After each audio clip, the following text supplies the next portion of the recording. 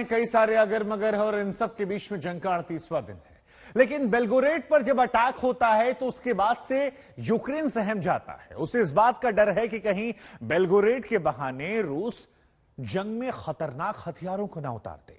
जंग के लंबा होने पर पुतिन पर दबाव लगातार बढ़ रहा है और यह बात यूक्रेन समझता है।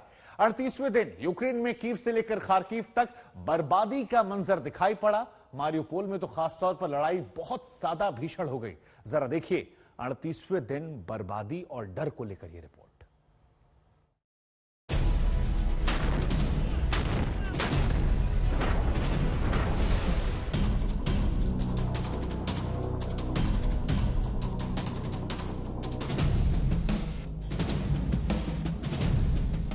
हर तरफ तबाही है, बर्बादी है, जंग की त्रासदी है, कराहती जिंदगी है। रूसी हमले को 38 दिन हो गए। आगे क्या हो कोई नहीं जानता। बेलगोरोड हमले के बाद दुनिया सहमी हुई है। यूक्रेन हमले से इनकार कर रहा है, लेकिन रूस के तेवर डराने वाले हैं। 48 घंटे यूक्रेन पर भारी पड़ सकते हैं। पुतिन की आर्मी कहर ढा सकती है।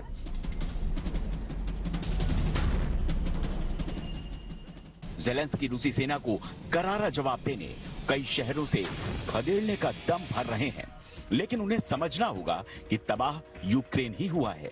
शहर के शहर बर्बाद हो गए, इमारतें खंडहर हो गईं।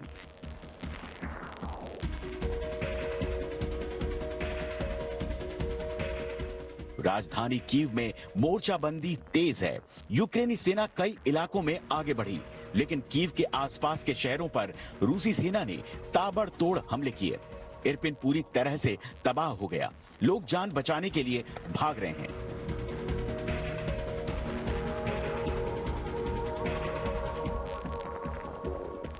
कीव के पास का इलाका दिमित्रिवांका में खस्ताहाल है।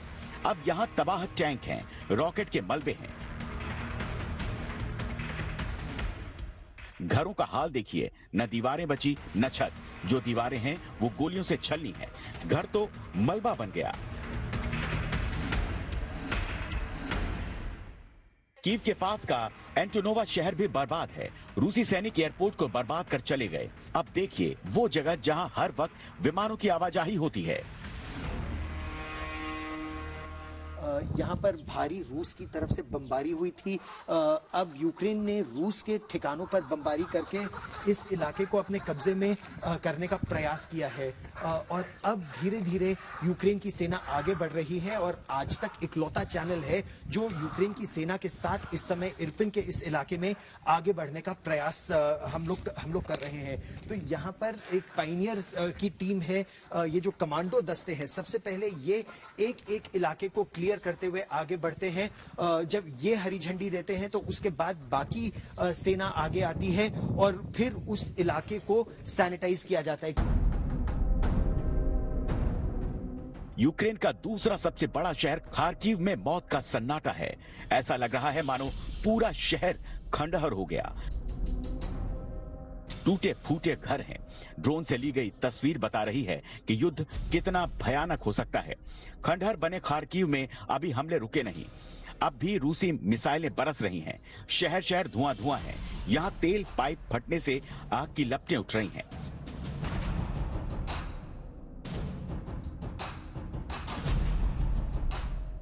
दक्षिणी शहर मारियुपोल रूस और यूक्रेन के लिए नाक का सवाल बन गया।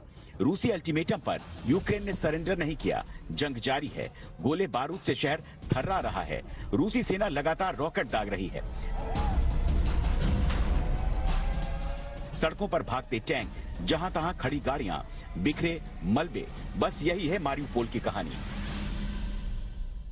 मैस ग्रेव्स, जहां पर कई सारे लोगों को एक साथ दफना दिया जाता है, वो पाया गया है यहाँ पे मारियुपोल में।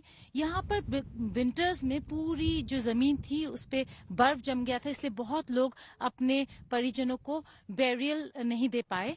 लेकिन क्योंकि यहाँ पे एक एयर बॉम्बिंग हुआ था जिससे ये क्रेटर, ये गड्ढा बन गया था, उसी में हम व्यूअर्स डिस्क्रेशन एडवाइस करते हैं, क्योंकि जो तस्वीरें हम दिखा रहे हैं वो काफी दिल को दहलाने वाली हैं।